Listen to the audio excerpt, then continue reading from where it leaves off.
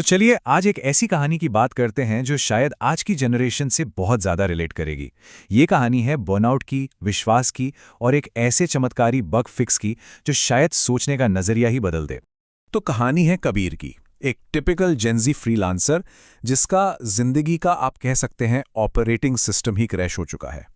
और देखते हैं कि जब जिंदगी में लगातार एल यानी लॉसेस लगते हैं तो होता क्या है।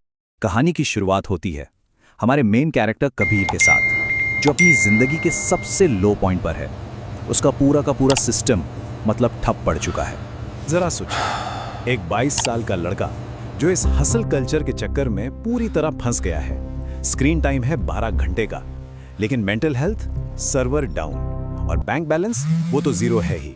पिछले 3 महीनों से उसके लाइफ में बस एक के बाद एक लॉसेस हो रहे थे। सबसे बड़ा क्लाइंट अचानक गायब हो गया, पैसे खत्म हो गए और ऊपर से सोशल मीडिया का प्रेशर, जो लिंक्डइन पर थ्रिल्ड टू अनाउंस वाली पोस्ट होती है ना, वो उसे अंदर ही अंदर खाए जा रही थी। मतलब वो हर तरह से टूट चुका था।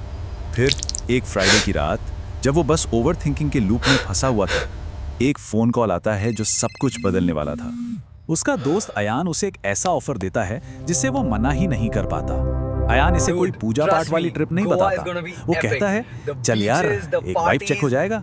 मतलब जब सब कुछ फेल हो चुका है तो ये एक आखिरी कोशिश है। तो बस थोड़ा फोमो और थोड़ी मजबूरी के चलते कबीर मान गया और दोनों दोस्त गुड़गांव से राजस्थान के लिए निकल पड़े। जैसे ही वो लोग खाटू शहर में एंटर करते हैं ना, कबीर को महसूस होता है कि यहाँ की हवा में ही कुछ अलग बात है। ये कोई नॉर्मल मंदिर नहीं था। यहाँ की एनर्जी, यहाँ का माहौल एकदम डिफरेंट था। उसने देखा कि वो लाखों लोगों की भीड़ में और हर किसी की आंखों में एक कमाल का, एक अटूट विश्वास था। इतनी जबरदस्त भक्ति देखकर वो हैरान था और बस यही सोच रहा था, भाई ये कैसा फैंडम है। मंदिर के मेन हॉल के अंदर का माहौल तो जैसे पूरी तरह चार्ज था। और जब कबीर की बारी आई तो उसके अंदर कुछ बदला।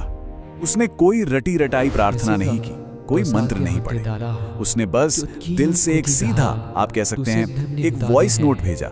ये एक कंप्लीट सरेंडर था कि बस अब सब कुछ आपके हवाले।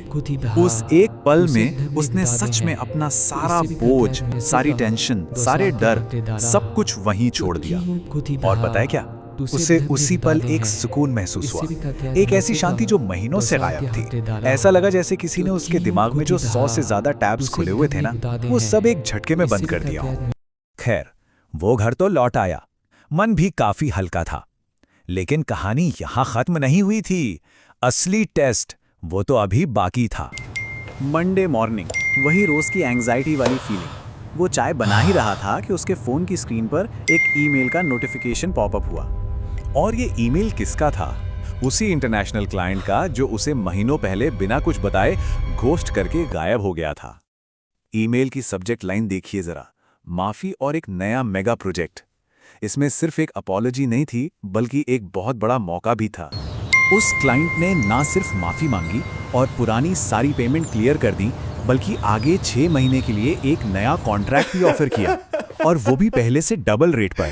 कबीर ने ये देखते ही तुरंत अयान को फोन लगाया और अयान ने इस पूरे चमत्कार को बस एक लाइन में समझा दिया।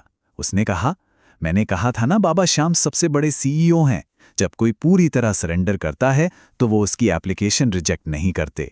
तो इस पूरे एक्सपीरियंस से कबीर की जिंदगी में क्या बदला, उसके लाइफ का नया एल्गोरिदम क्या बना? कबीर आज भी वही जेन-ज़ी डिजाइनर है, लेकिन अब उसके पास एक आध्यात्मिक बैकअप सर्वर है, एक ऐसा सेफ्टी नेट, एक ऐसी शक्ति जिसका सर्वर कभी डाउन नहीं होता, खासकर तब जब उसके खुद के सारे सिस्टम फेल हो रहे हों। और यही कहानी हम सब के लिए एक सवाल छोड़कर जाती है कि जब जिंदगी में बनाए हुए सारे एल्गोरिदम फेल हो जाएं, तो आपका बैकअप प्लान क्या है?